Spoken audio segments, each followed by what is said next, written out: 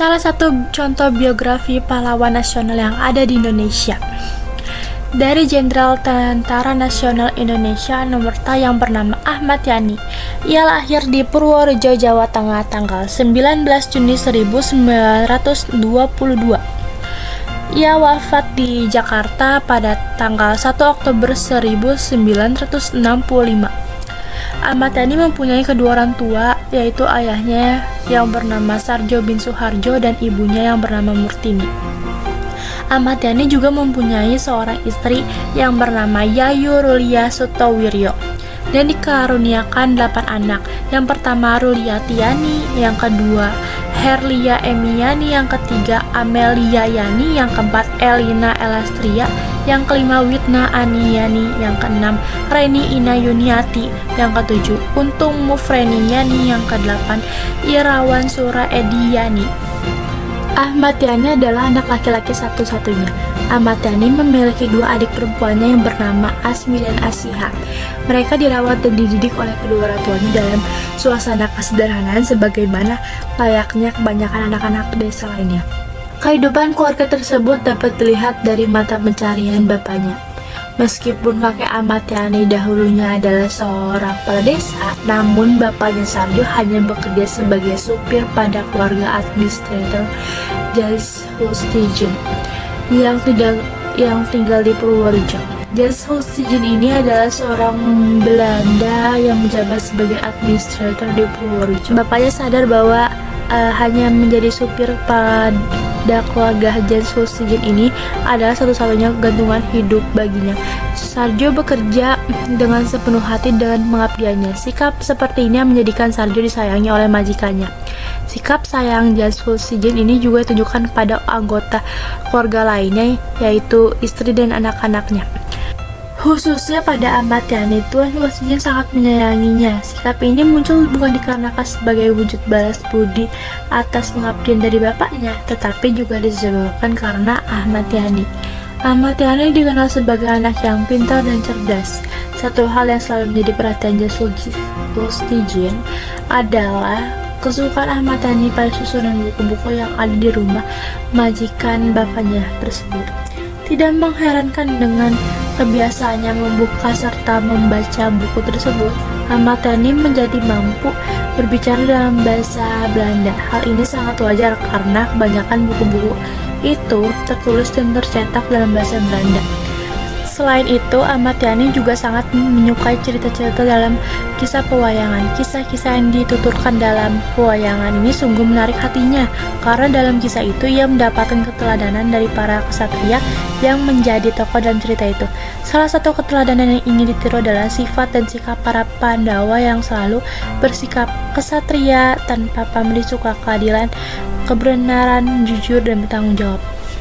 Selanjutnya, masa pendidikan yang dilalui oleh Ahmad Yani. Pada tahun 1928, Ahmad Yani masuk ke HIS, Hollands Island School, atau sekolah dasar untuk anak-anak pribumi yang mengenal bahasa Belanda.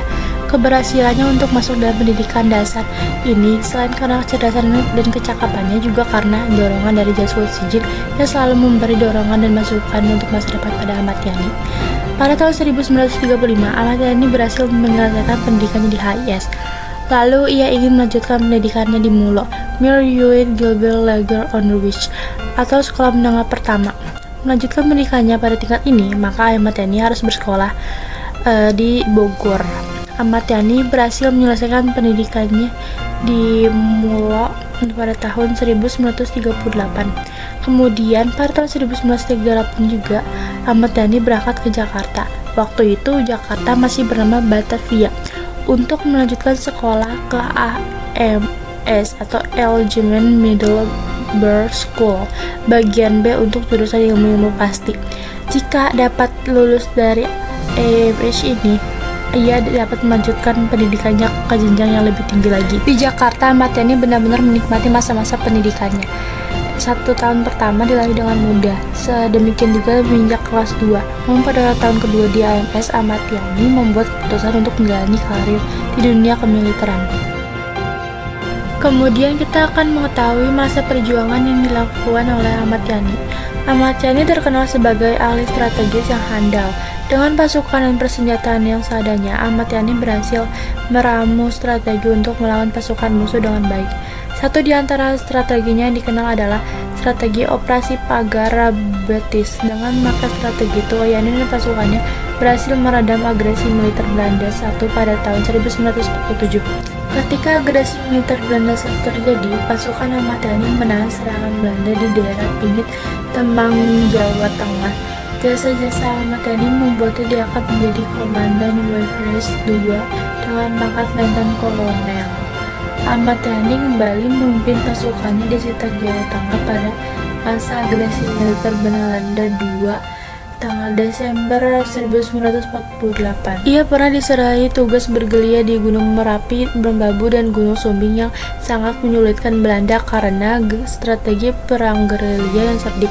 Kehebatan Ahmad Yani dan pasukannya bahkan diakui oleh Kolonel Van Zanten. Setelah penyerahan kedaulatan dari Belanda pada akhir 1949, pasukan Ahmad Yani turun gunung dan kembali ke kota.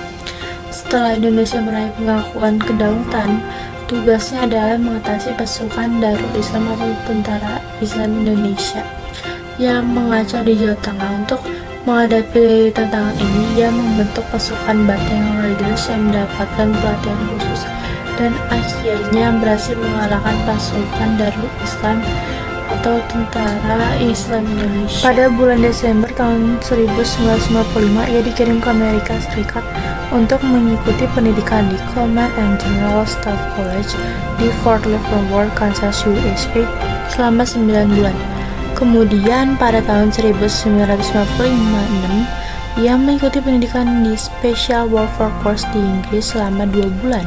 Dan pada tahun 1958 terjadi pemberontakan Pemerintah Revolusioner Republik Indonesia atau PRRI di Sumatera Barat.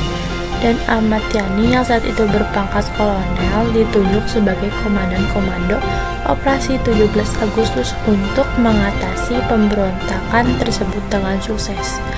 Sebagai pengakuan atas prestasinya, pada tahun 1962 ia diangkat sebagai Panglima Angkatan Darat dan sekaligus menjabat sebagai Menteri Angkatan Darat. Selanjutnya tentang kematian Ahmad Yani. Ahmad Yani selalu memiliki perbedaan pandangan dengan Partai Komunis Indonesia atau yang disebut dengan PKI. Saat PKI mengusulkan pembentukan angkatan kelima yang terdiri dari buruh dan petani yang akan diberi persenjataan, ia menolak usulan tersebut. Hal ini membuat PKI menjadikan Ahmad Yani sebagai salah satu target dari 7 petinggi TNI AD atau disebut Tentara Nasional Indonesia Angkatan Darat yang dicurigai diculik dalam peristiwa pemberontakan G30S PKI. Pada dini hari tanggal 1 Oktober tahun 1965, para penculik mendatangi rumah Ahmad Yani dan mengaku akan membawanya bertemu dengan Presiden Soekarno. Tetapi Ahmad Yani meminta waktu untuk mandi dulu dan berganti pakaian. Namun permintaannya ditolak.